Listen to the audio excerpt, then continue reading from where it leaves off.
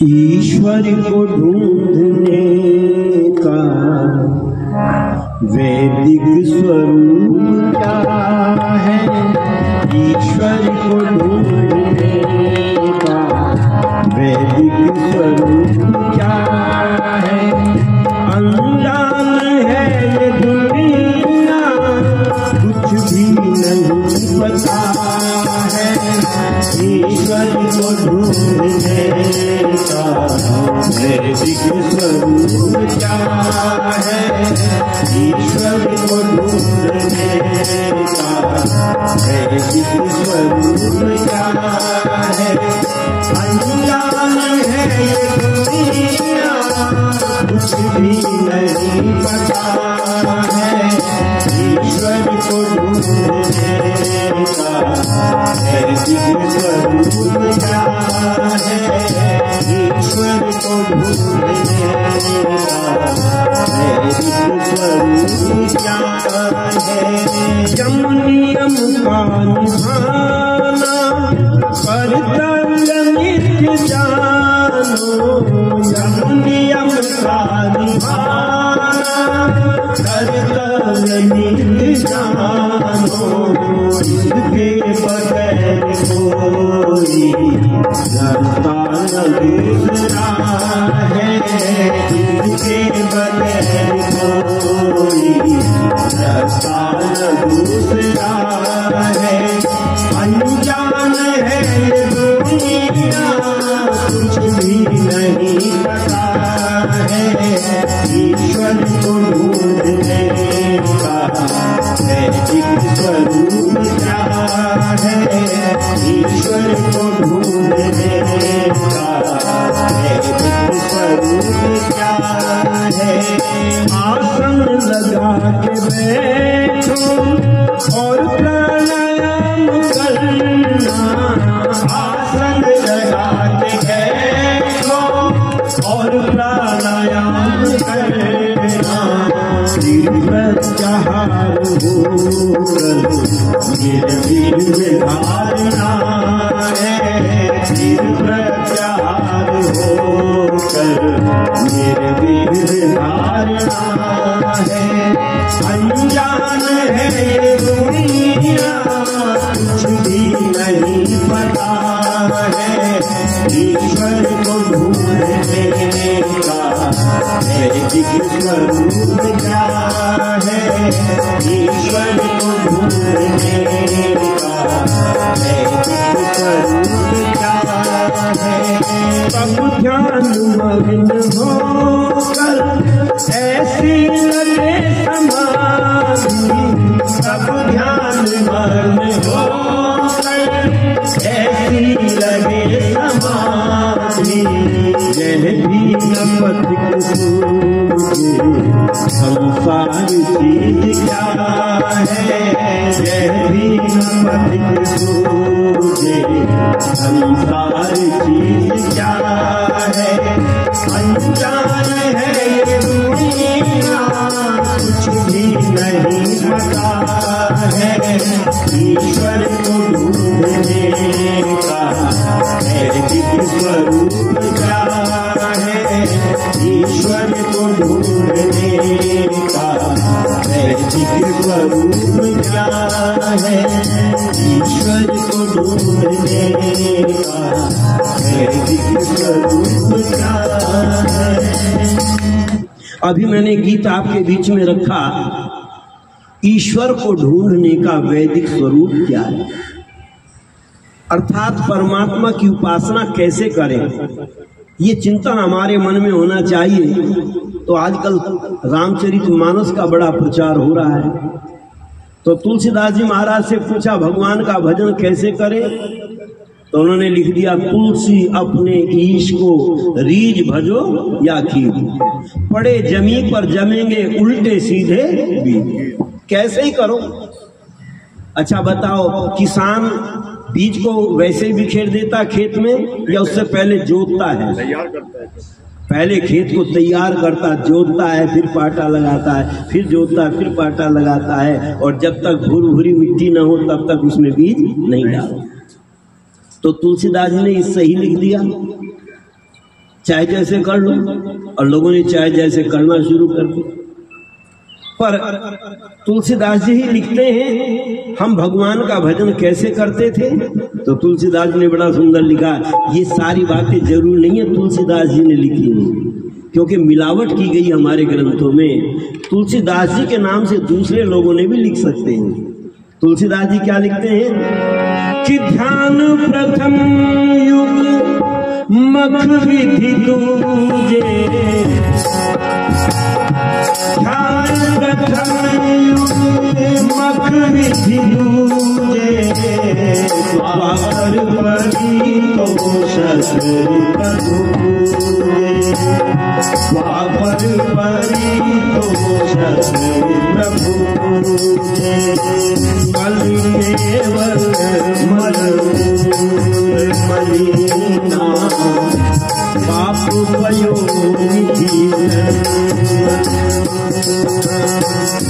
कलयुग केवल नाम आधारा, सुमिर सुमिर नर रही मारा, सुमिर सुमिर नर रही मारा।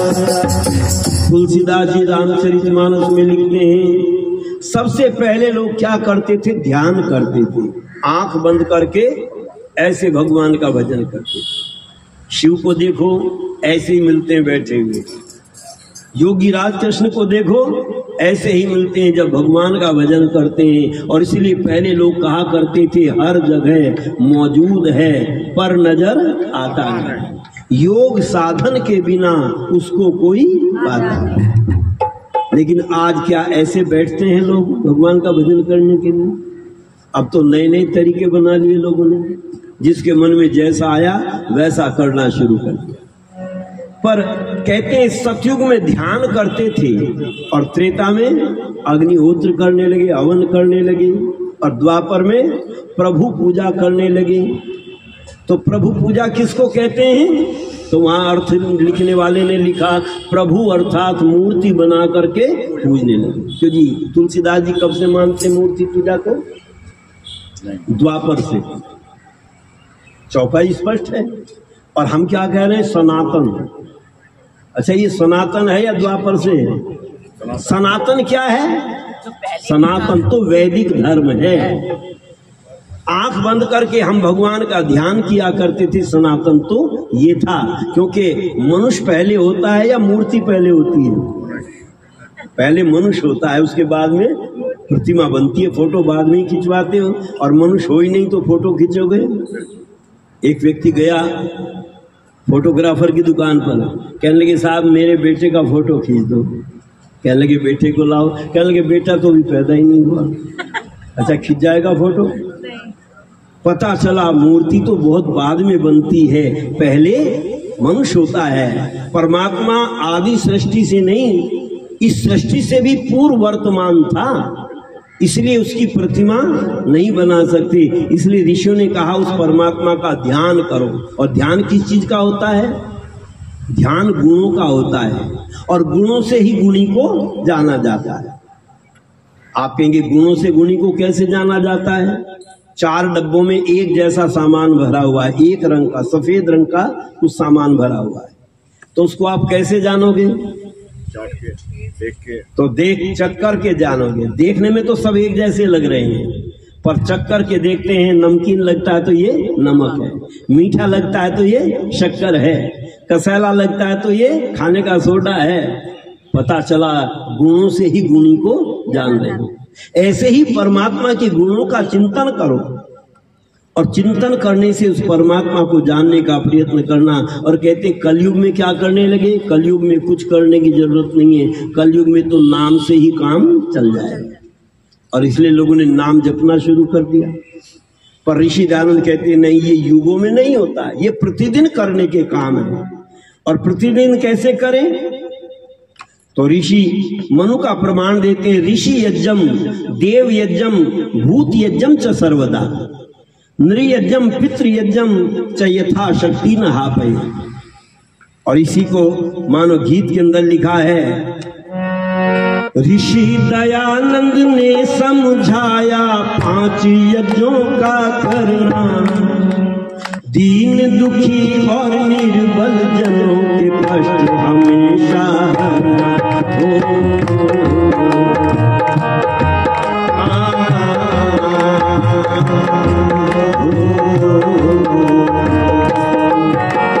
ऋषि दयानंद ने समझाया 5 यज्ञों का करना, दीन दुखी और निर्बल जनों के कष्ट हमेशा हरना।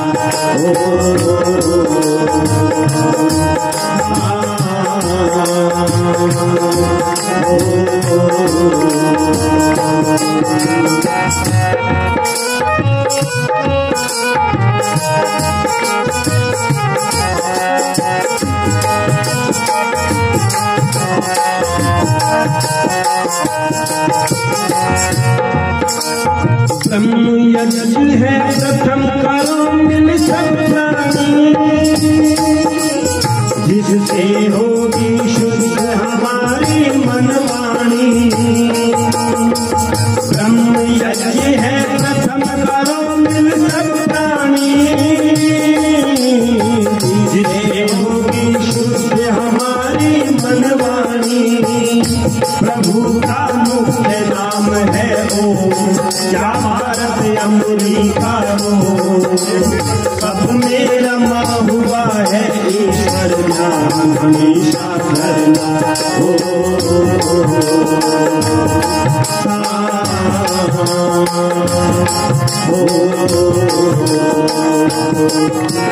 ऋषि दयानंद ने समझाया 5 यज्ञों का करना, दीन दुखी और निर्बल जनों के कष्ट हमेशा हरना।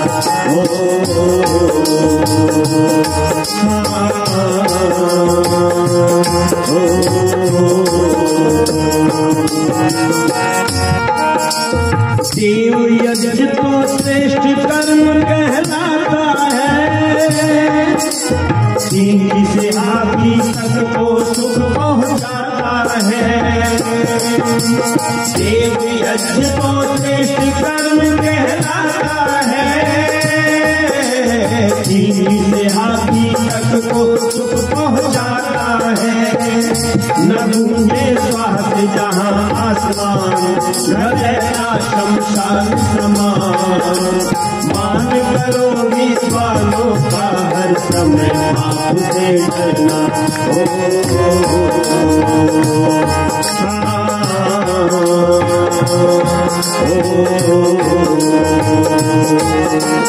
ऋषि दयानंद ने समझाया 5 यज्ञों का करना, दीन दुखी और निर्बल जनों के कष्ट हमेशा हरना।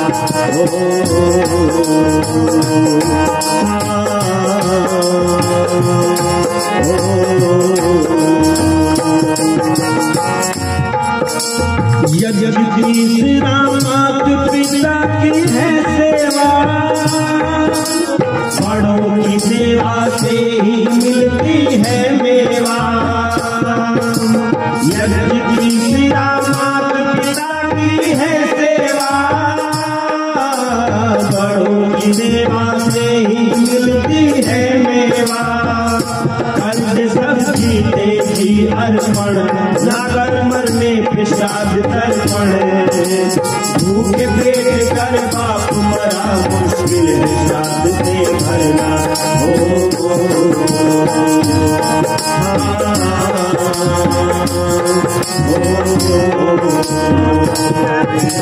ऋषि दयानंद ने समझाया 5 यज्ञों का करना, दीन दुखी और निर्बल जनों के कष्ट हमेशा हरना।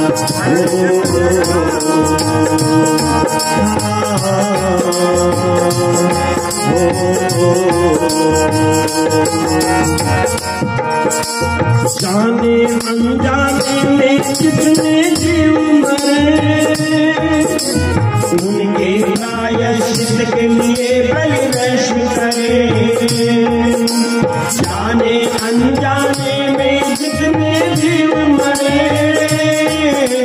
उनके प्रायश्चित के लिए बलिवेश करे।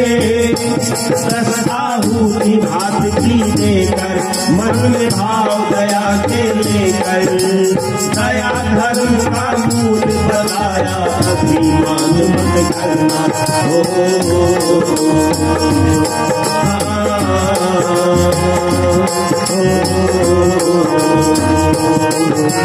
ऋषि दयानंद ने समझाया, पांच यज्ञों का करना, दीन दुखी और निर्बल जनों के कष्ट हमेशा हरना हो।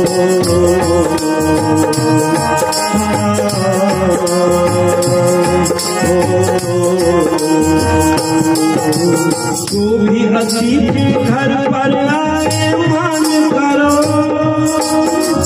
गृहस्थी का है यज्ञ पांचवा ध्यान धरो।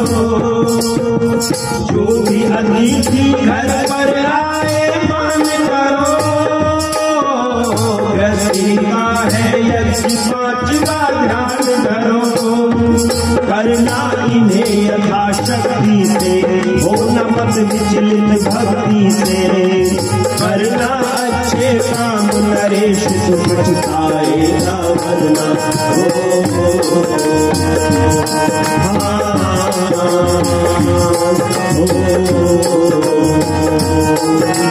ऋषि दयानंद ने समझाया, पांच यज्ञों का करना, दीन दुखी और निर्बल जनों के कष्ट हमेशा हरना हो।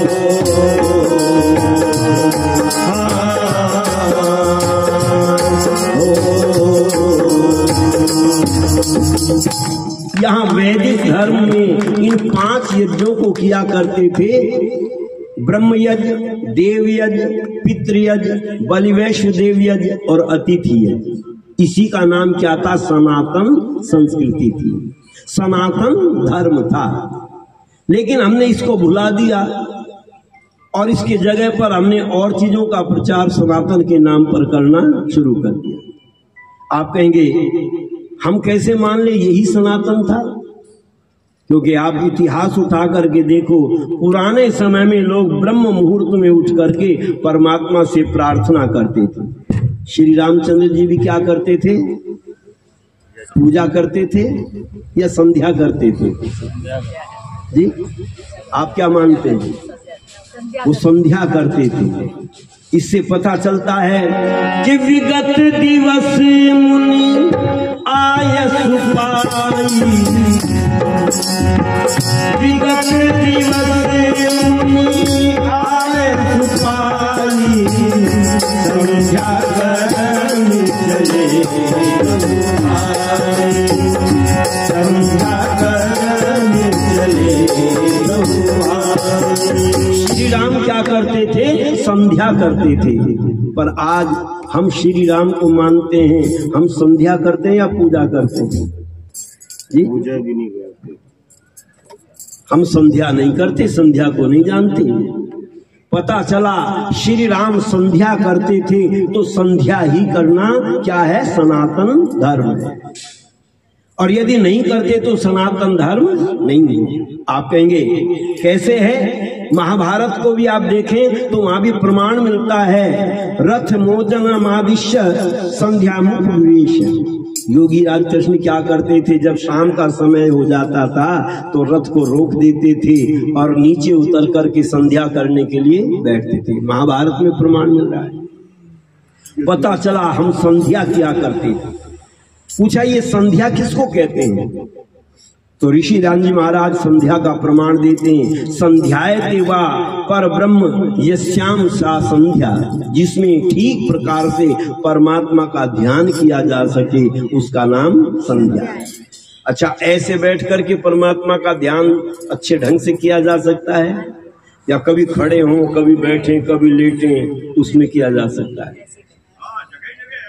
हमारे ऋषियों ने कहा तुम आंख बंद करके उस परमात्मा के गुणों का चिंतन करो, ध्यान करो, संध्या किया करो। इसीलिए हमारे यहाँ क्या करते थे कि सुबह सवेरे लेकर तेरा नाम प्रभु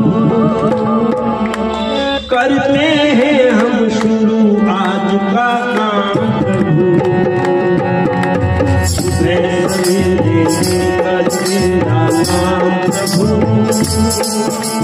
करते हैं हम शुरू आज का काम प्रभु।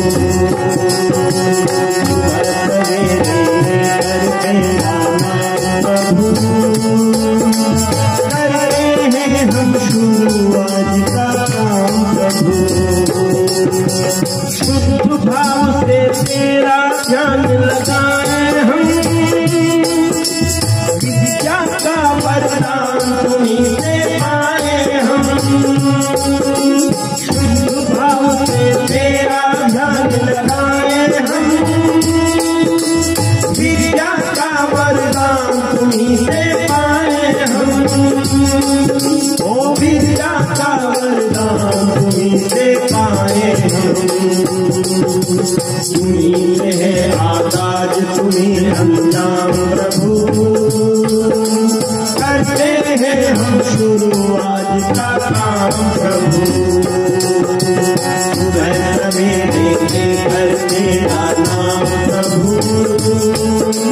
करते हैं हम शुरू आज का काम प्रभु।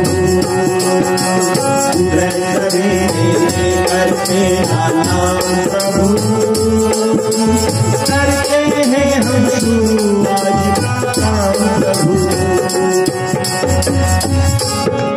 गुरुओं का सत्कार कभी न भूले हम,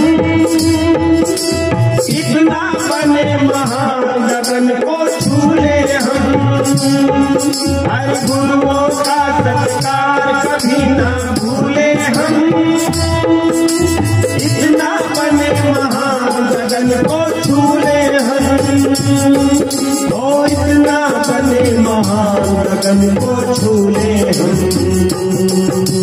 तुम्हीं है हर सुबह शाम प्रभु। करते हैं हम शुरू आज का काम प्रभु। सुबह सवेरे लेकर तेरा नाम प्रभु। करते हैं हम शुरू आज का काम प्रभु। सुबह सवेरे लेकर तेरा नाम प्रभु।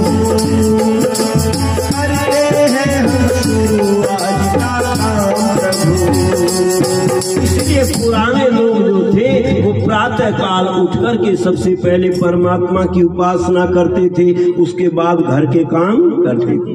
और अब तो उठते ही मोबाइल देखते हैं, अरे बहुत दिन निकल गया है, चलो मुझे तो ये काम करना था, और उठते ही काम पर लग जाते। पर नहीं, पहले लोग ईश्वर की उपासना करते थे। और कहते हैं कैसे करते थे ईश्वर की उपासना? तो ऋषि दान जी महाराज एक छोटी सी पुस्तक लिखते हैं, उसका नाम रखते हैं पंच महायज्ञ विधि। आपने पढ़ी होगी, और नहीं पढ़ी तो पढ़ना, क्योंकि जो रहस्य ऋषि दान जी महाराज ने पंच महायज्ञ विधि में भर दिया है वो रहस्य। पर बीमारी हमारे यहाँ क्या आ गई, जिसने भी हवन कराना सीख लिया वो नई पुस्तक छपवाता है अपना, वो पंचमहायज्ञ विधि को नहीं पढ़ना चाहता। इसलिए आज यज्ञों की भी इतनी पुस्तकें छप गई हैं कि लोग भ्रमित हो गए हैं। मैं आपसे निवेदन करना चाहता हूँ, ऋषि दान जी महाराज उन पंच महायज्ञों को समझाना चाहते थे जो हमारी सनातन वैदिक संस्कृति थी। और उसमें लिखते हैं कि सुबह शाम ईश्वर को ध्याया करो, सुबह शाम ईश्वर को ध्याया करो, कि संध्या में मन को लगाया करो जी। सुबह शाम ईश्वर को ध्याया करो, सुबह शाम ईश्वर को ध्याया करो जी। कि संध्या में मन को लगाया करो जी। सुबह शाम ईश्वर को ध्याया करो जी। सुबह शाम ईश्वर को ध्याया करो जी। उठो ब्रह्म वेला में निद्रा को त्यागो, उठो ब्रह्म वेला में निद्रा को त्यागो, उठो भरना जगाया करो, सौभाग्य अपना जगाया करो। ए संध्या में मन को लगाया करो जी, सुबह शाम ईश्वर बुझाया करो जी, सुबह शाम ईश्वर बुझाया करो जी। उठो ब्रह्म बेला में निद्रा को त्यागो। कब उठो? ब्रह्म बेला में। हमारे यहाँ पर हर चीज का टाइम टेबल बनाया जाता है। अच्छा, रेलगाड़ियां टाइम टेबल से आती हैं या कभी भी आ जाती हैं? उनकी समय सारणी निश्चित है। हवाई जहाज समय से उड़ते हैं या कभी भी उड़ जाते हैं? उनके लिए तो लाइन क्लियर की जरूरत नहीं है, कभी भी उड़ जाओ। पर नहीं, उनका भी समय निश्चित होता है।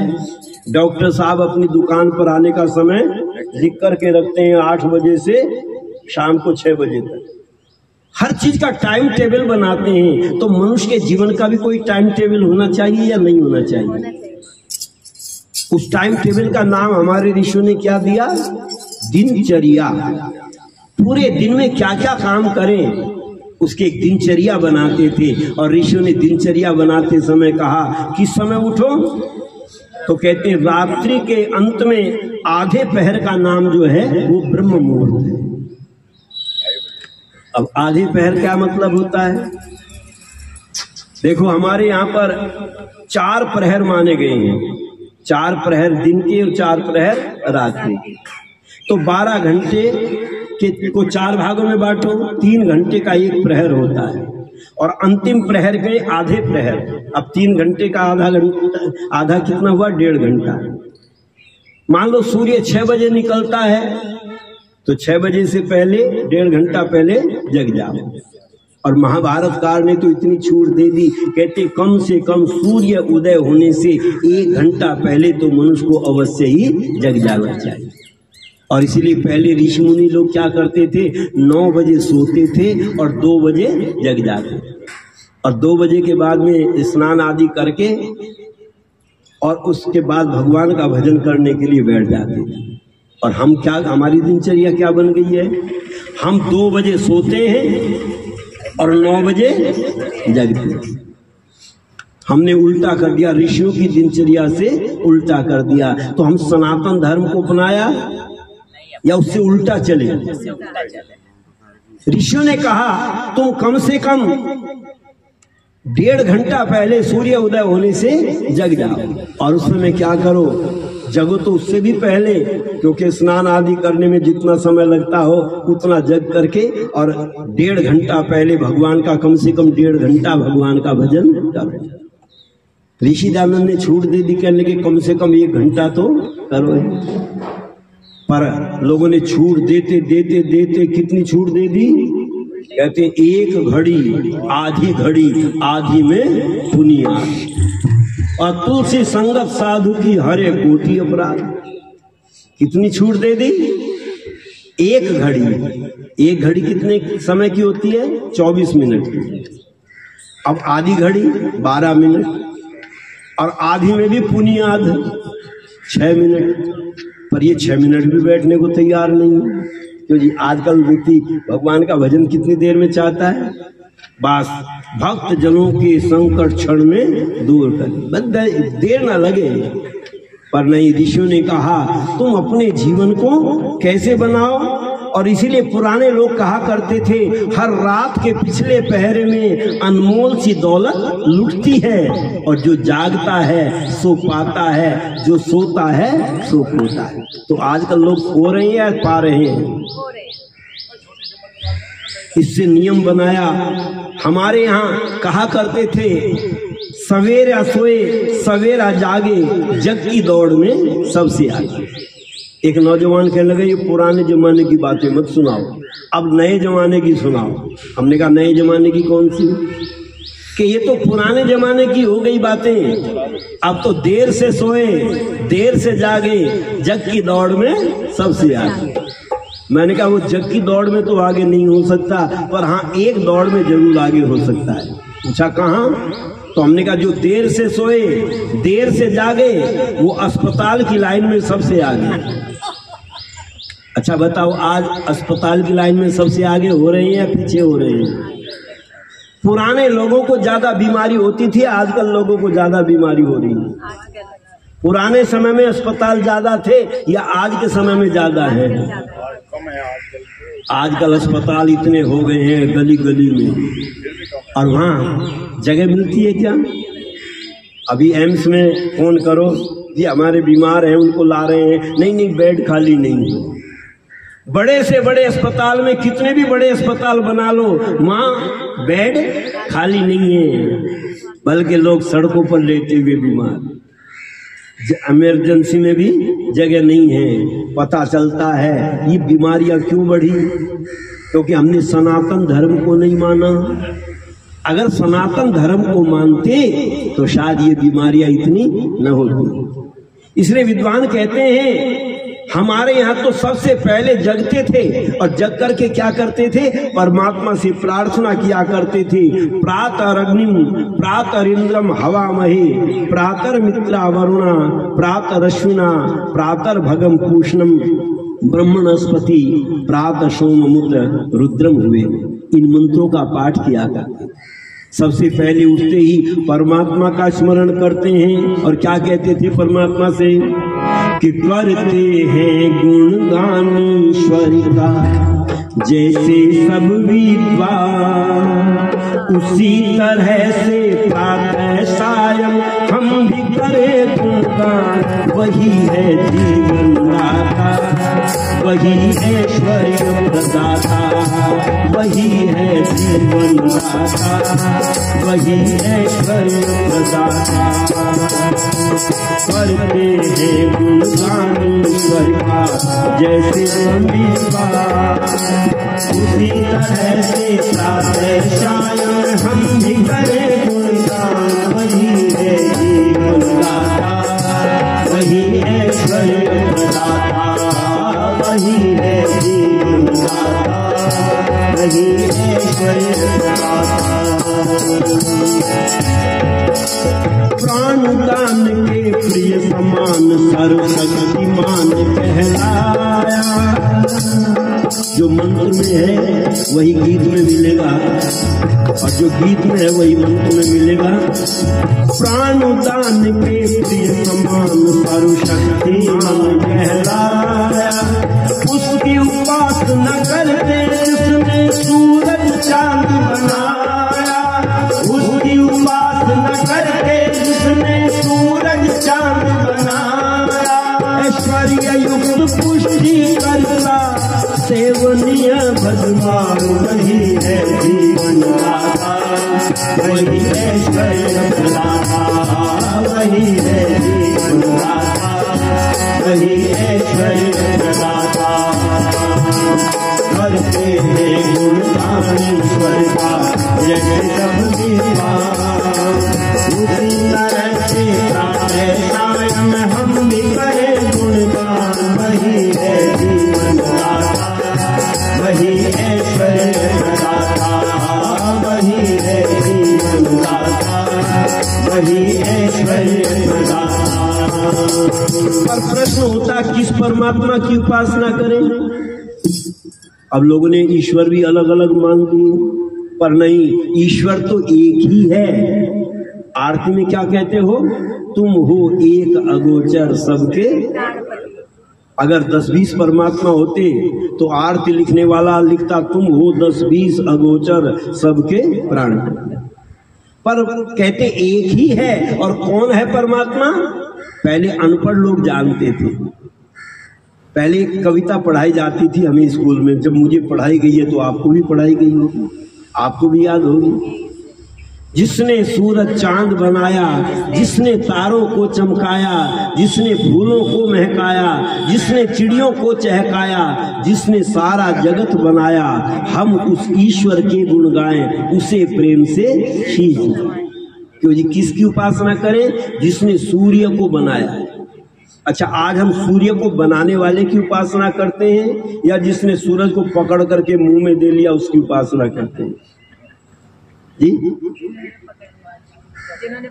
जिसने सूरज को पकड़ करके मुंह में दे लिया, हम उसकी तो आरती उतारते हैं, उसकी तो पूजा करते हैं, पर जिसने सूर्य चंद्रमा बनाया उसकी उपासना नहीं करते। पर पुराने लोग जानते थे किसकी उपासना करें? जिसने सूर्य चंद्रमादि, सूर्या चंद्रमसौ धाता यथा पूर्वम कल्प है, जो इन सूर्य चंद्रमादि के होने से पूर्व वर्तमान था, उसी परमात्मा की हम उपासना किया। और क्या प्रार्थना करें? ब्रह्मांड के पालक अंतर्यामी, दुष्टों को रुलाने वाले, सर्वरोग नाशक जगदीश्वर सुखी बनाने वाले, जिसकी प्रार्थना प्रातः सायं करते सभी प्राण, वही है जीवन दाता, वही है ऐश्वर्य प्रदाता, वही है जीवन दाता, वही ऐश्वर्य प्रदाता। करते हैं गुणगान ईश्वर का जैसे सब विद्वान, सायं हम भी करें गुणगान, वही है जीवन दाता, वही ऐश्वर्य प्रदाता, वही है जीवन दाता, वही ऐश्वर्य प्रदाता। मंत्र तो आप पुस्तक में पढ़ लेना, क्योंकि समय इतना नहीं है, और मैं केवल उनका अर्थ आपको बता रहा हूँ। सत्य मार्ग पर चलने वालों को ऐश्वर्य प्रदाता, सत्य मार्ग पर चलने वालों को ऐश्वर्य प्रदाता, गाय घोड़े आदि पशुओं से राज्य श्री दिलाता, गाय घोड़े आदि पशुओं से राज्य श्री दिलाता, प्रभु आपकी कृपा से हो धीर वीर बलवान, वही है जीवन दाता, वही ऐश्वर्य प्रदाता, वही है जीवन दाता, वही ऐश्वर्य प्रदाता। करते हैं गुणगान ईश्वर का जैसे सब विद्वान, इसी तरह से प्रातः सायं हम भी करें गुणगान, वही है जीवन दाता, वही ऐश्वर्य प्रदाता, वही है जीवन दाता, वही ऐश्वर्य प्रदाता। करे पूर्ण पुरुषार्थ और फिर कृपा आपकी पाए, करे पूर्ण पुरुषार्थ और फिर कृपा आपकी पाए, सब प्रकार से हो संपन्न नहीं कहलाए, सब प्रकार से हो संपन्न नहीं कहलाए, जिसने सूर्य विद्वानों द्वारा दिया जन विज्ञान, वही है जीवन दाता, वही ऐश्वर्य प्रदाता, वही है जीवन दाता, वही ऐश्वर्य प्रदाता। करते हैं गुणगान ईश्वर का जैसे सब विद्वान, इसी तरह से प्रातः सायं हम भी करें गुणगान, वही है जीवन दाता, वही ऐश्वर्य प्रदाता, वही है जीवन दाता, वही ऐश्वर्य प्रदाता। सब कर्मों में करो प्रेरणा ही सर्वांतर्यामी,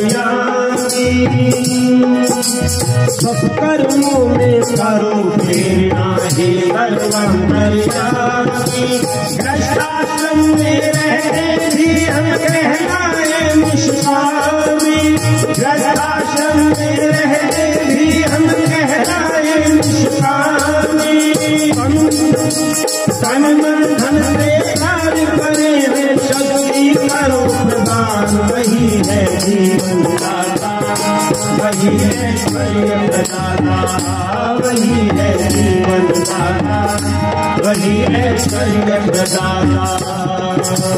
करते हैं गुणगान ईश्वर का जैसे सब विद्वान, इसी तरह से प्रातः सायं हम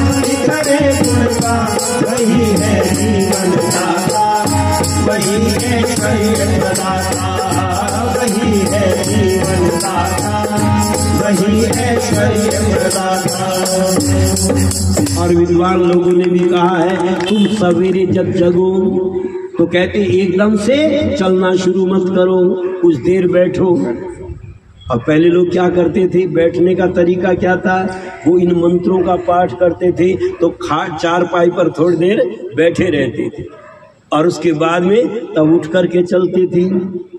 और उसके बाद क्या करते थे, ब्राह्मण शौच मंडल से निवृत्त होकर, ब्राह्मण शौच मंडल से निवृत्त होकर, सदा शुद्ध जल से नहाया करो, सदा शुद्ध जल से नहाया करो। ए संध्या में मन को लगाया करो जी, सुबह शाम ईश्वर को ध्याया करो जी, सुबह शाम ईश्वर को ध्याया करो जी। धुले वस्त्र धारण करो वक्ष तल पर, धुले वस्त्र धारण करो वक्ष तल पर, मन सदा मुस्कुराया करो, मन सदा मुस्कुराया करो। इस संध्या में मन को लगाया करो जी, सुबह शाम ईश्वर को ध्याया करो, सुबह शाम ईश्वर को ध्याया करो जी। इन प्रातः काल के मंत्रों को बोल करके, और पहले लोग क्या करते थे, उषा पान करते थे। उषा पान किसको कहते हैं, पानी पीना, जल को भी उषा पान कहते हैं। और जो प्रातः काल की लाल लाल किरणें होती हैं उनको भी हम उषा पान कहते हैं। दोनों काम करते थे। पहले जल पीते थे और जल भी तांबे के बर्तन में रहते थे। अच्छा, आजकल तांबे के बर्तन को पसंद करेंगे या स्टील के बर्तन को? आज तो स्टील के बर्तन को पसंद करेंगे, क्योंकि स्टील के बर्तन को मांजने की जरूरत नहीं पड़ती, वो जल्दी साफ हो जाता है। और तांबे का बर्तन उसको घिसना पड़ता है, वो काला पड़ जाता है। तो हम तो सरल काम को पसंद करते हैं, पर गुण तांबे में ज्यादा है या स्टील में ज्यादा है? कहते तांबे के बर्तन में जब जल रखते हैं तो वह शुद्ध हो जाता है। इसलिए हम पहले तांबे के कलश जो देते थे विवाह में, वो तांबे का देते थे जिसमें पानी भरा रहता था। ये बीमारी को दूर करने का इलाज भी था, पर दुर्भाग्य इस देश का ये है, हम आसान काम को पसंद करते हैं, हम कठिन काम को करना नहीं चाहते। चाहे अस्पताल में कठिनाई भरनी पड़े, वहां तो मंजूर है, पर वैसे कठिन काम हम नहीं करना चाहते। तो पहले जल पीते थे और जल पी करके घूमने जाते थे। शौच भी घर में ही होते थे पहले या दूर जाते थे? दूर जाते थे जंगल में। और दूर जाने में क्या होता था, जब व्यक्ति चलता था पेट हिलता था तो आंतें धुल जाती थी, अंदर से साफ हो जाती थी और पेट साफ हो जाता। पर आजकल तो पेट साफ करने की दवाई खानी पड़ती है, क्यों जी? अच्छा, दवाई खाने से जल्द सुखी रहोगे या पानी पी करके घूमने से सुखी रहोगे? पानी पी करके घूमने से। ये दिनचर्या हमारी ऋषियों ने बताई थी। जब हम इस दिनचर्या के आधार पर जीते थे तो हमारा जीवन सुखी रहता था, और जब इस दिनचर्या को हमने छोड़ दिया तो हमारा जीवन दुखी होने लगा। और फिर क्या करो, स्नान आदि से, गीत तो बना दिया ठंडे ठंडे पानी से नहाना चाहिए, पर आजकल के डॉक्टर कहते हैं कि नहीं, नहाने से बीमारियां होती हैं। हमारे ऋषियों ने तो कहा, वेद में तो आता है, जो प्रतिदिन स्नान करते हैं उनकी सुंदरता बढ़ती है, जो प्रतिदिन स्नान करते हैं वो स्वस्थ रहते हैं। पर दुर्भाग्य ये है, आज डॉक्टरी कहाँ पढ़ाई जा रही है, भारत की या विदेश की? क्योंकि विदेशों में इतनी ठंड रहती है, वहाँ पानी जम जाता है, पानी मिलता ही नहीं। अब नहाने के लिए नहाए तो कैसे नहाए, इसलिए उन्होंने सप्ताह में एक दिन नहाने का नियम बना रखा है। बस सेंट छिड़क लो, बदबू ना आए। अरे सेंट छिड़कना कोई जरूरी नहीं है, शरीर को शुद्ध रखना जरूरी है। इसलिए हमारे यहाँ प्रतिदिन स्नान करने का विधान था।